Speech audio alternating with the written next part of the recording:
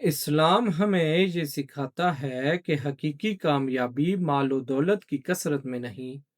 بلکہ اللہ تعالیٰ کی دی ہوئی نعمتوں پر قناعت اور شکر گزاری میں ہے۔ آج کے دور میں اکثر لوگ اپنے مفادات کے پیچھے بھاگ رہے ہیں اور اپنی زندگی کے اصل مقصد کو بھول چکے ہیں۔ حضرت عبداللہ بن عمر بن العاص رضی اللہ عنہما سے روایت ہے کہ رسول اللہ صلی اللہ علیہ وسلم نے فرمایا، کامیاب ہو گیا وہ شخص جو اسلام لایا اور اسے ضرورت کے مطابق رزق دیا گیا، اور جو اللہ نے اسے عطا کیا اس پر اسے قناعت عطا کی۔ اس حدیث سے پتہ چلتا ہے کہ ہمیں اللہ تعالیٰ کے دیے ہوئے رزق پر راضی رہنا چاہیے